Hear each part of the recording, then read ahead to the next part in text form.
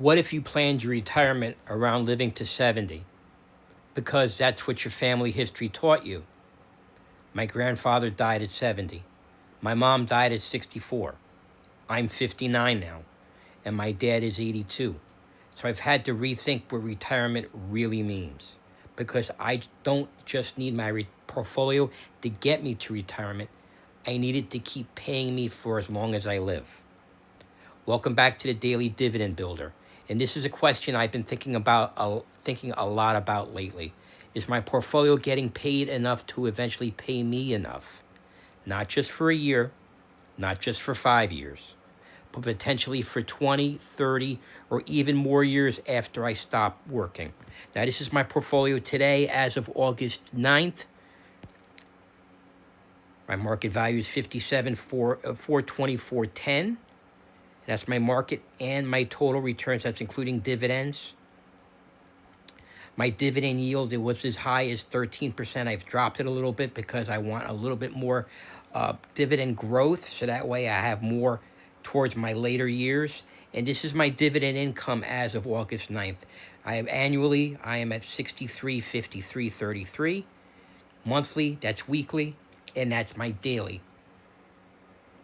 Now, honestly, I don't know how long I'm going to live, and neither does anyone else. That's the uncomfortable part of retirement planning. You have to plan for a future you can't predict. For a long time, a mental picture of retirement was probably influenced by my family. My grandfather passed away at 70. My mom passed away at 64. So when you grow up with these experiences, it's easy to think of retirement as something that might not last all that long. And I got into the investing game late. I started in my late 50s because my assumption was that a 401k was going to be enough.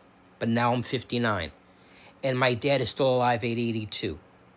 And that changes the equation. Because what if I'm still here at 82? What if I'm here at 90? What if I'm fortunate enough to live even longer? That means my portfolio has a bigger job than I originally imagined. It doesn't just have to help me retire. It has to potentially pay me for the rest of my life. So this is the portfolio that I'm currently building. Right now, you see that 63.53.33 annually in dividend income. My ultimate goal is $30,000 a year.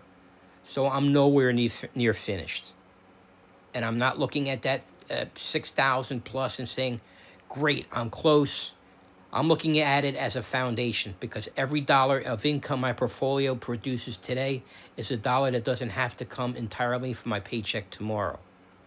And that's really what this channel is about. Every dollar has a job. Some dollars are there for income. Some are there for growth. Some are there because I want this income today. And some are there because I want that income to potentially grow years from now. But here's where it gets interesting.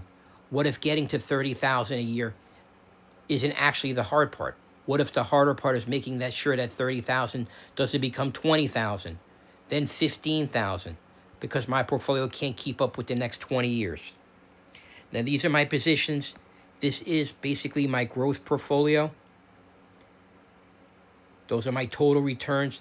Now, the total returns are there. I'm making good income for only investing. Last Wednesday was actually my 4-year anniversary of starting this portfolio. And I've actually started with a few new positions that are test positions, only doing a minimum amounts of investment a day just to see how they react. Some are higher income. Some are speculative, like SpaceX. It could be huge years from now. It could be huge a decade. It could be huge 20 years from now. They're just ideas. So this is where I think the difference between income today and income that can continue growing becomes really important. My portfolio does have high yield income in ETFs. I'm trying to build income. High current yields can potentially accelerate the amount of cash my portfolio produces. But I don't want to look at yield in isolation, because if I'm potentially going to be living off this portfolio for decades, I have to ask another question. What happens to that income over time? That's why I don't think this is simply a battle between high yield and dividend growth. I think both can have a job. High income can help me build the income stream.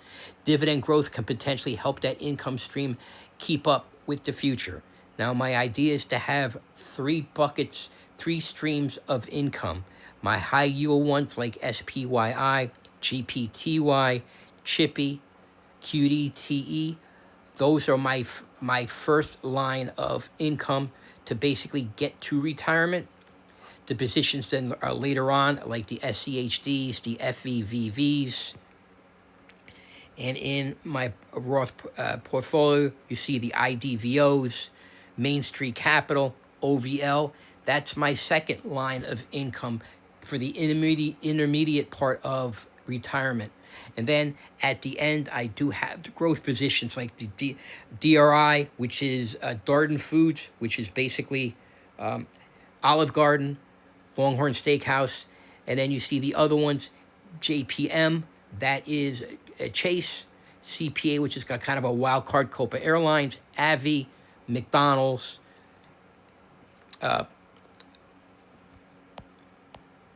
then you also have Altria. Those are going to be my growth positions. They have the longest amount of runway to work on. They'll have a couple of decades to build, and that could be my third line, basically my last line of income to help me through that later part of retirement. And if you're interested in following this process, consider subscribing. I'm not a financial guru, and I'm not telling you what you should buy. I'm showing you what I'm doing with my portfolio, what I'm learning, what's working, and what isn't, because I'm trying to answer the same questions you might have. Can my portfolio eventually pay me enough to let me stop worrying about the paycheck?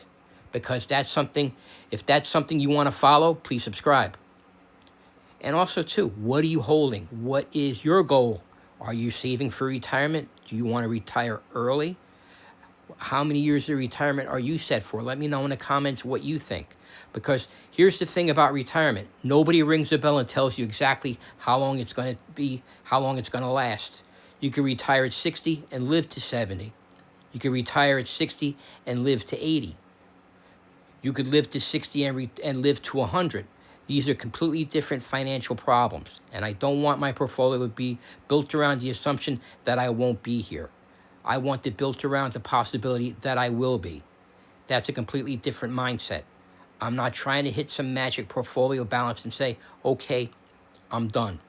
I'm trying to build an income-producing machine that can continue doing its job, because eventually I want the portfolio to be the one that's going to work, not me. Now, my target is $30,000 a year in dividend income. That's the number I'm working towards, because my plan is to retire somewhere more inexpensive to live, somewhere tropical like Panama, where I'm originally from. A little easier to live, a slower lifestyle, doesn't cost as much to live. That's so $30,000 a year in income is the number that I'm working towards. But even when I get there, I don't think the question is going away. It changes. Today I'm asking, can I get to $30,000 a year? Eventually, I'll need to ask, can I keep that income growing? Because that's why I'm paying attention to both current yield and dividend growth. Because I don't just want to build an income stream. I want to build an income stream that has a chance of staying useful for a long time. And that's actually going to lead directly into my next video, because one of the ETFs in my portfolio is doing something that caught my attention. It's an ETF that in my portfolio has actually been beating the grandmaster, the final boss of ETFs, SCHD. And that's interesting to me, because SCHD is one of the ETFs many dividend investors use as a benchmark. So why is this ETF beating SCHD in my portfolio? Is it actually better, or is it something else, or is there something else going on? That's what I'm going to look at in the next video. So that's where I am now. I'm 59. My portfolio is producing a little over $6,300 a year in projected dividend income. My target is $30,000. And I don't know whether I need that income for 10 years, 20 years, or 30 years. Nobody knows. But my dad, being 82, has made one thing very clear to me. I can't build my retirement portfolio based on how long I think I'm going to live. I have to build it around the possibility that I'll live a very long time, because ultimately, I don't want my money to run out before I do. Is that something you're considering? Are you considering the length of your retirement? Could it be 10 years? Could it be 20? Could it be 30? Because I want my portfolio to keep working for me as long as I'm here. And that's really what I'm trying to build, an income stream that can outlast my paycheck and hopefully last as long as I do. Now, if you want to follow that journey, subscribe. Now, in my next video, what I'm going to talk about is something a little different.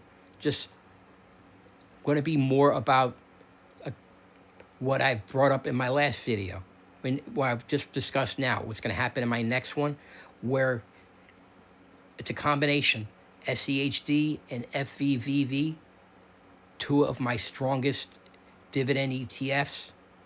Are they better alone or are they better together? I found that they could be better together. So then,